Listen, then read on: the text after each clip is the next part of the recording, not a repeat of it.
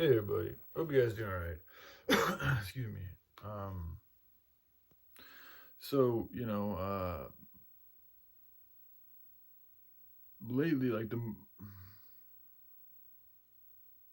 recently, I've been feeling like I turn into like the Energizer Bunny, or just something that continues to just go and go and go and go and go, and it's a soldier mode. I mean, it's like you get to a point with your mission. At least this is how I feel. I mean, it's just to me, a soldier is anybody that's willing to serve. I mean, you can be a soldier. I mean, it's a servitude. It's a servant, soldier, whatever you want to call it. So whatever it is to you, that's what I do. I'm serving the Most Highs in what way I feel is best that I can serve the Most Highs. So I do it through a strategy, military type strategy, because I've always been fond of war and the challenges that it brings. And a lot of it has to do with movement. I've been realizing I love movement.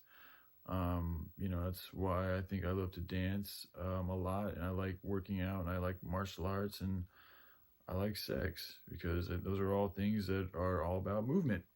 And if you think of it, if your life is always moving, I mean, that's the one constant in the universe, is that things are always changing.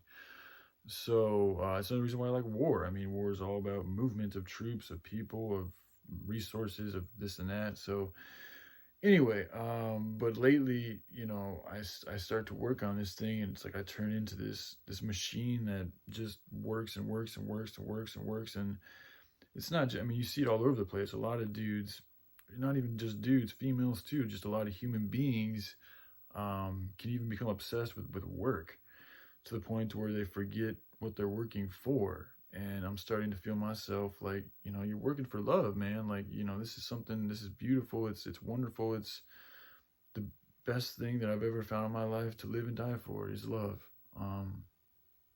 In all of its forms, in the form of a man and a woman coming together, in the form of helping us, a stranger out that you've never met, or a starving child out, or just somebody in need of help, or even just picking up some garbage, or being there for somebody who's going through a hard time. I mean, those are the things that I resonate with a lot when I think of love, because love to me is more about doing the things that need to be done to help complement the moment and the people in the moment, to help it reach a higher state of harmony, a higher state of love.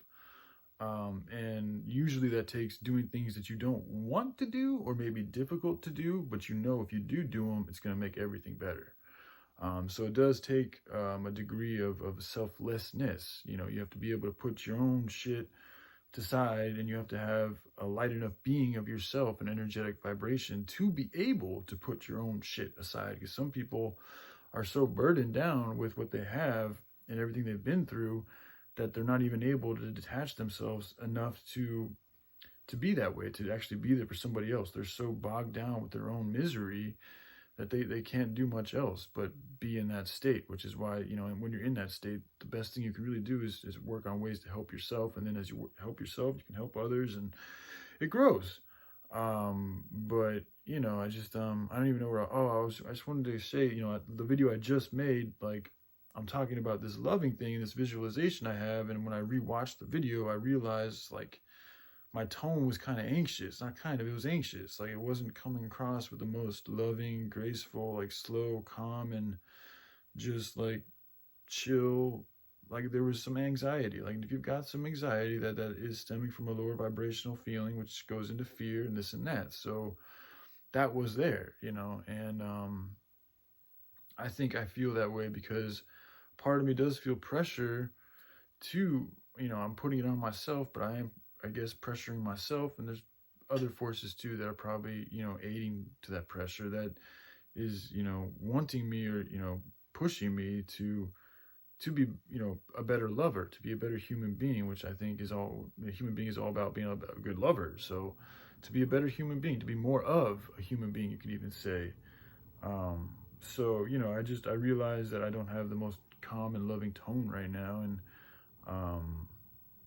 I think this is why, as I've just gotten caught up in this, a lot of work, and I'm also going through psychological changes inside my own being. Like, I'm still very much getting used to being, more and more sober. I'm still smoking weed. I mean, the past couple of days I've been smoking a lot of weed. So, and it does, even smoking the weed, as good as it is for getting off of things, it does keep me from wanting to communicate and interact with other people.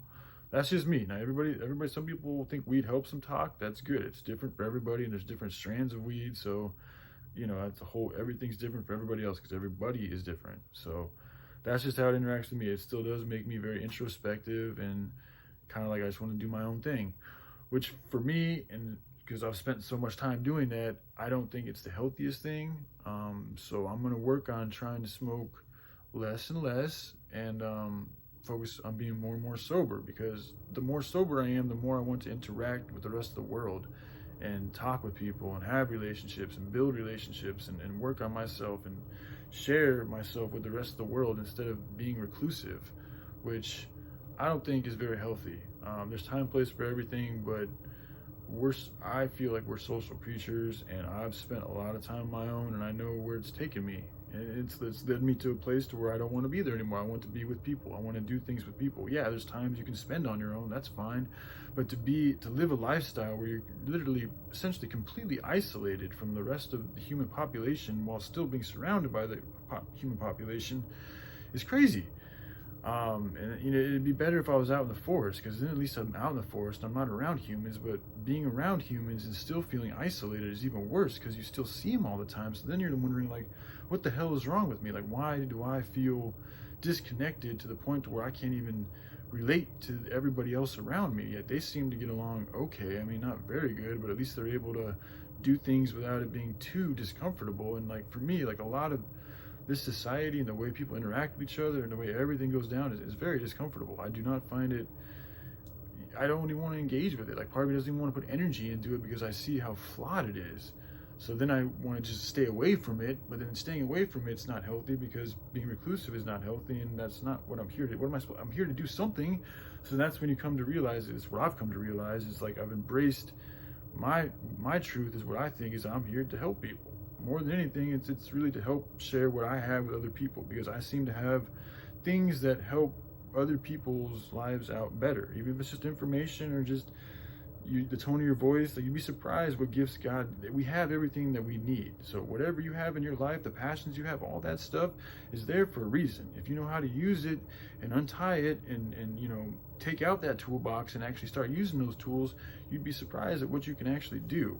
And you'll start actually liking to do these things, and you'll find your purpose. But you got to step up and actually be there to do those things, which a lot of times it means doing the things you don't want to do, but you know you need to do. Like, part of me really doesn't want to engage with my family because there's so much drama there. There's so much emotion that's been there for so long and so many years. And you know, my brother and my father are very volatile. They yell a lot. They're angry a lot. So there's a lot there that I don't want to deal with. But the loving thing to do is to deal with that situation, is to sit down and talk with each one of them one-on-one and also together about what's going on and how I feel and how we can change things and how we can get over this passive-aggressive atmosphere we've had for our whole lives and turn it into something different, turn it into something healthy, because it's not healthy and they fight all the time. And I'm sick and tired of it. They're sick and tired of it. My mom's sick and tired of it. And they're both relatively, in my opinion, miserable human beings. So it's not doing any good for anybody. And you know, it's here in this household, but I also see a lot of this in the whole world. So as I help my household hold out and myself out, you know, I can also use this as an example to share with everybody else, you know, and show them what does work and what doesn't work. You know, because we're all in this together. So, all right, I just want to share that with you guys. And all right, I love y'all. Y'all take care. Bye.